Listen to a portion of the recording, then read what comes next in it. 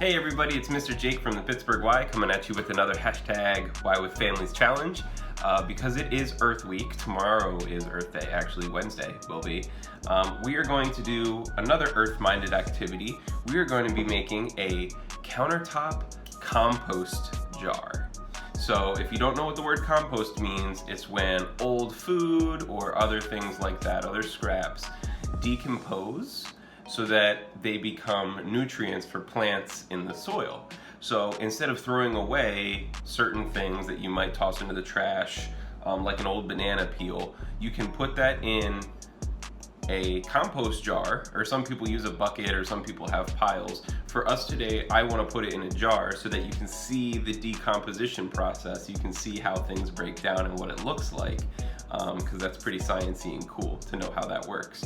So we are going to use a glass jar, but if you want to go bigger minded, you can. A lot of people use a bucket, or if you have a pretty big sized yard and you don't mind having this on the corner of your yard or something, because it does have a bit of a smell, which is why we're putting a cap on ours.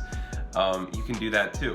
So the first thing you're gonna need is go find yourself a jar, and then just some old food scraps. Don't go digging in the garbage or anything, right? If it's, I know it's the morning, so somebody must have had a banana peel that they didn't throw away yet. Don't go into the trash to pull stuff out, right? If you have to wait till tomorrow for the breakfast scraps or for lunch scraps or whatever, that's totally fine. So get a jar and get yourself some food scraps. So for me, I'll show you what I'm using. My partner and I are making our favorite breakfast this morning, which involves sweet potatoes and Brussels sprouts. So I have to take the peel off of the sweet potatoes, and you have to cut the ends off the Brussels sprouts. So I've got sweet potato scraps here, see the little shavings that I took off, and then the ends of the Brussels sprouts, which I cut off because those are the stems. So once you have your jar and your food scraps, this is going to be pretty easy. All you do is take your scraps and put them in the jar. And then what's cool is that nature does the rest. So you probably heard all the time about things like good bacteria, bad bacteria. You may know that there are bacteria living inside your body, which is true, in your gut, but don't worry, they're good bacteria. They help you break down food. So there are plenty of foods that your stomach can break down, but there are certain types of chemicals in food that your body doesn't know how to deal with. So the bacteria in your gut does it for you. You're like a team. So those bacteria aren't just in your gut. There are certain bacteria all over the place that do good things for us, and one of them is decomposing. There's also a lot of different types of fungi, so like certain types of mushrooms are really good at this. They take the stuff that we don't use and they turn it into stuff that plants can use in kind of that life cycle. So don't fill your jar to the brim, because having air in there is important.